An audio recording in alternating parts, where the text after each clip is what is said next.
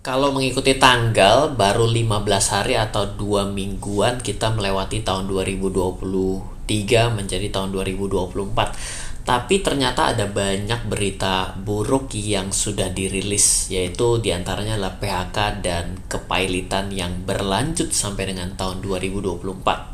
Apakah tahun 2024 memang seberat itu? Kita akan coba membahas beberapa hal dalam video kali ini.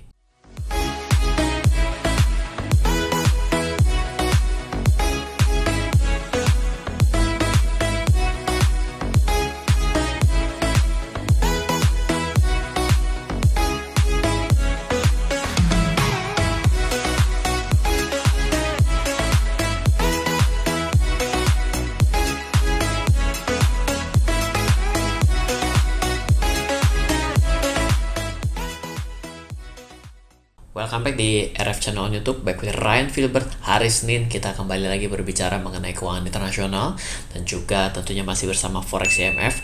Forex IMF adalah salah satu pialang berjangka terdaftar dan diawasi Bapepti di Indonesia, mendapatkan peringkat akreditasi A+ di Indonesia oleh Bapepti sebagai broker forex yang memiliki nilai tertinggi.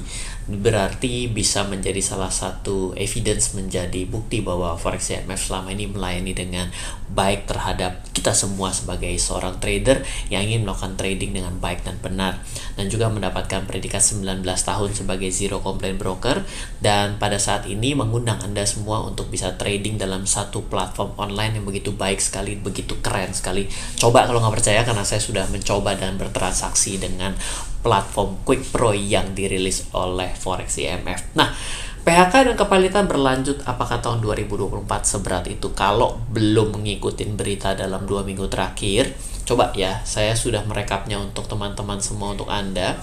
Ini adalah, yang pertama adalah Hotel Hilton di San Francisco. Ini juga baru banget saya terima dan saya cukup kaget karena ternyata 544 room yang ada di Hotel Hilton yang ada di sana ini tidak bisa akhirnya membayar hutangnya, yaitu 90 juta dolar untuk loan payment gitu. Di sini mengakibatkan akan adanya kepailitan karena di poin yang paling bawah ada tulisannya agreement is not reached gitu ya. Nah, ternyata juga dibuktikan bahwa crime meningkat di San Francisco dan juga homelessness, ya artinya sudah homeless, tidak juga punya tempat tinggal, juga pastinya ada kemungkinan tidak memiliki pekerjaan, berakibat akan adanya tingkat kriminalitas yang meningkat, dan juga ini terjadi sebelum pandemi sudah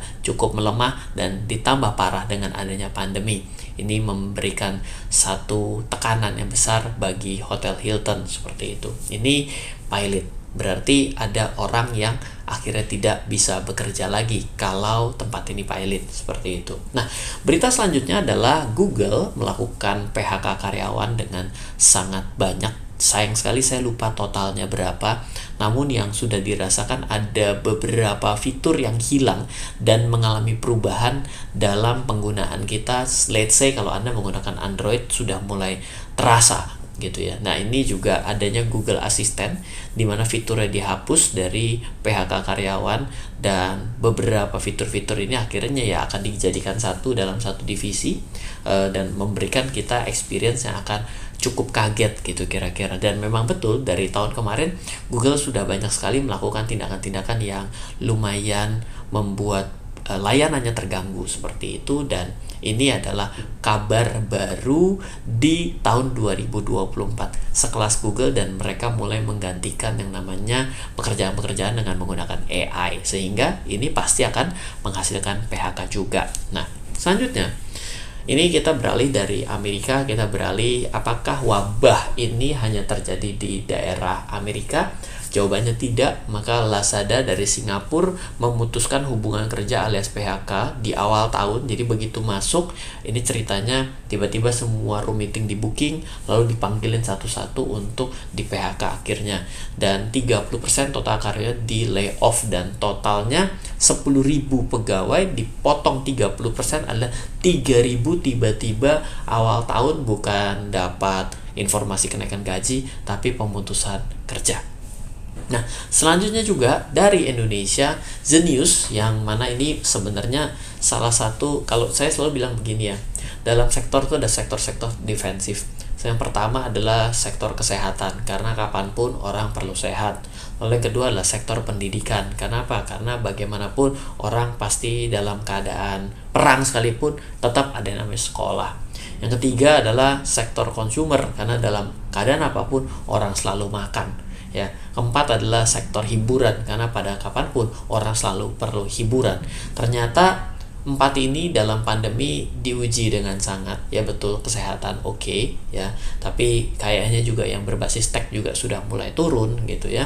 Artinya tech di sini tetap sehat, tetap perlu yang namanya sentuhan fisik atau pertemuan langsung gitu.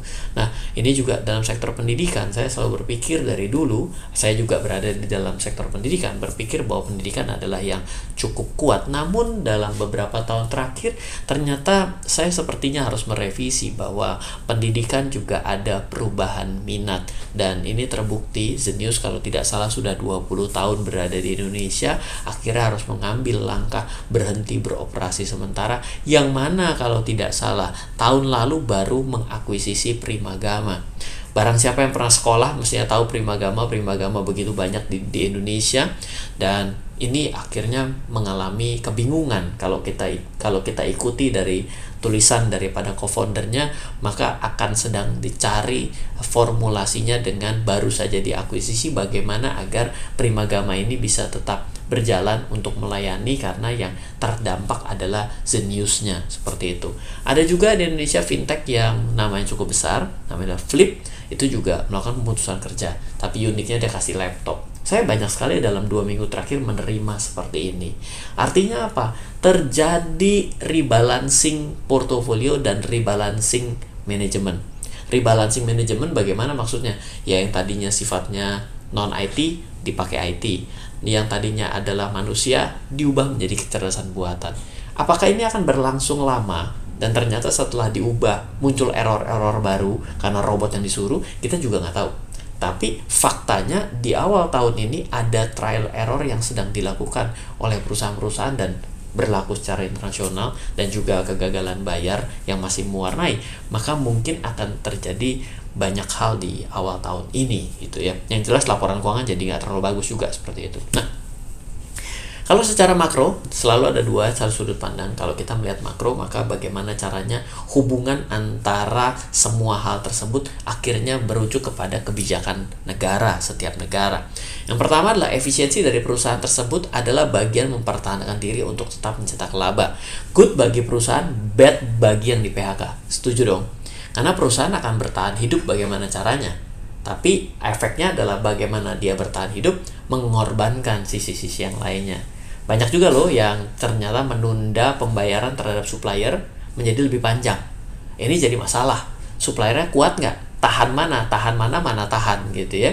Yang di PHK sama, tahan mana tahan di sini. Yang di PHK terdampak juga di sini. Nah, PHK menyebabkan daya beli masyarakat mengalami penurunan. Pembayaran supplier yang makin panjang akan menyebabkan cash flow-nya dari yang diutangin makin parah. Betul ya? Bisa tahan nggak atau mana tahan? Nah, bangkrut dan penutupan perusahaan juga memiliki skema yang sama. Bedanya, bangkrut akan menyebabkan mungkin adanya gagal bayar. Artinya perusahaan yang meminjamkan dananya juga akan terseret karena isu cash flow. Betul dong? Karena kan proses kepailitan itu nggak berlangsung dengan cepat. Panjang prosesnya. Putusan pengadilan, menunjuk untuk siapa yang akhirnya melakukan mengkurasi dan lain sebagainya akan panjang. Ini repot. Selanjutnya, laporan kuartal pertama akan penuh dengan tantangan menurut saya. Sehingga kalau ada orang yang melakukan transaksi pada indeks, kemungkinan ya indeksnya akan terus ada tekanan gitu ya. Apakah pemerintah negara-negara dunia bisa meredam isu efisiensi ini? Efisiensi berdampak inflasi, yang seperti itu. Dan perusahaan yang mem-PHK berhasil membuktikan bahwa strategi yang dijalankan bisa mempertahankan perusahaannya. Nah, kita juga nggak tahu. Nah, itu udah menjadi makro analisisnya. Nah, sekarang bagaimana secara trend analisis? Berita, ada beberapa berita yang saya capture ya. Ada 3 berita saja yang saya capture dulu. Pertama, di Amerika itu baru saja merilis ETF Bitcoin secara real aset Bitcoinnya yang boleh dipegang sebagai underlying.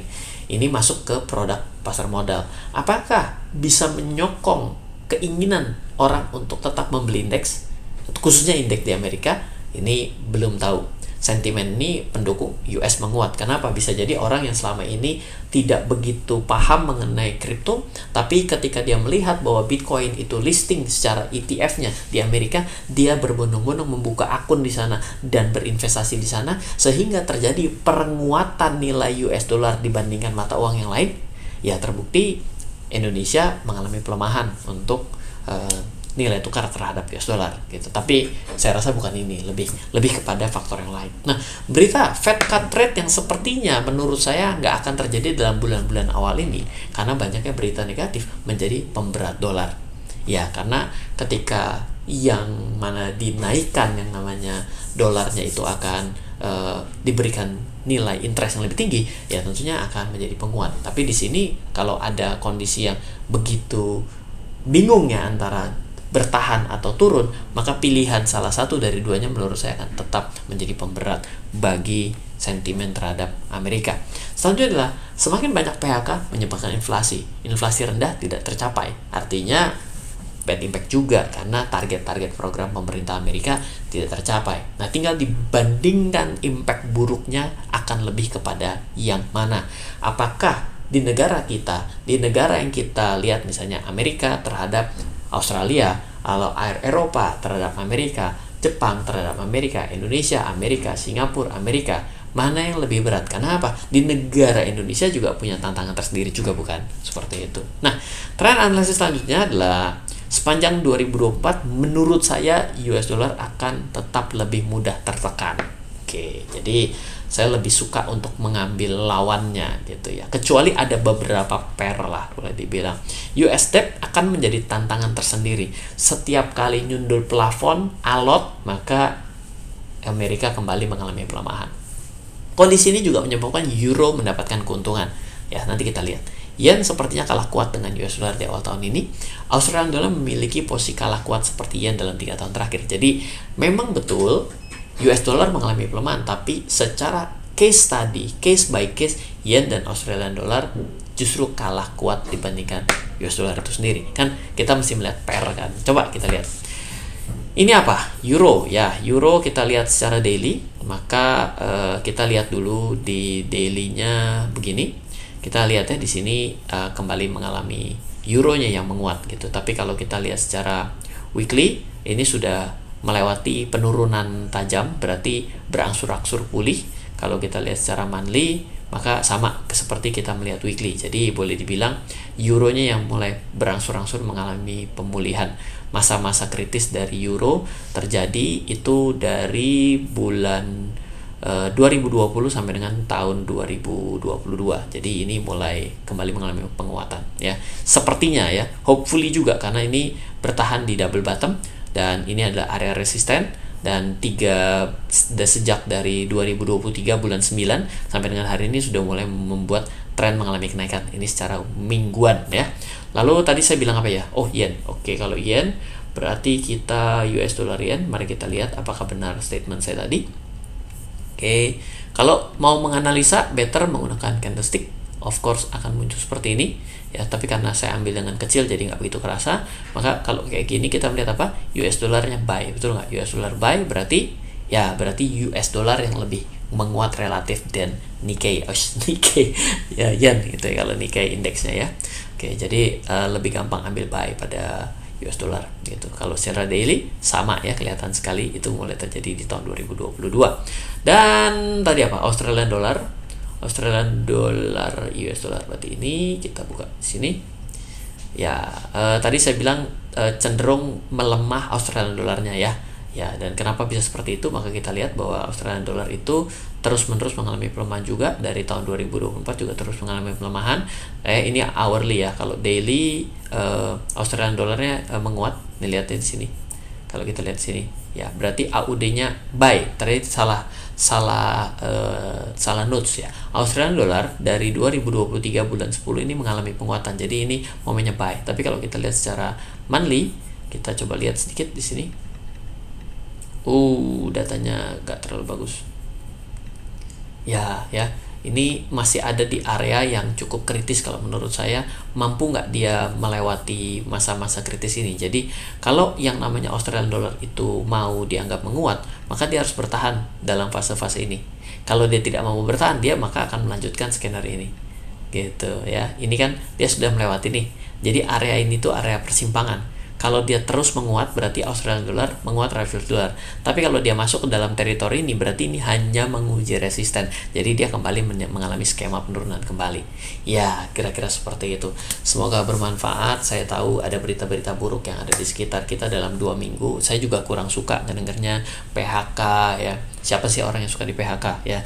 Lalu kita juga melihat ada yang namanya kebangkrutan. Ini adalah efek melihat 2023 sampai dengan akhir tahun tidak ada perbaikan dalam bisnisnya, maka dia melakukan tindakan trimming seperti itu, maka ya akan ada impact kemana-mana juga. Semoga hal ini semua kita bisa lebih waspada dan membuat kita tahu bahwa trading dan investing selalu ada resikonya.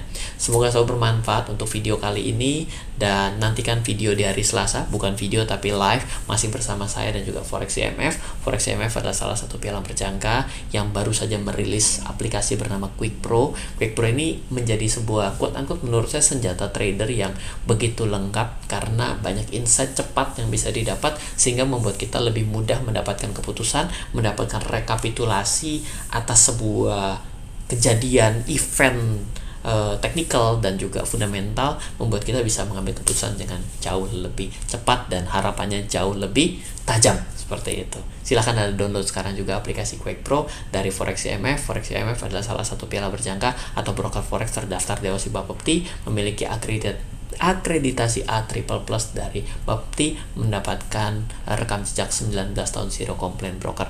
Semoga itu bermanfaat. Dari saya Ran Filbert, salam investasi untuk Indonesia.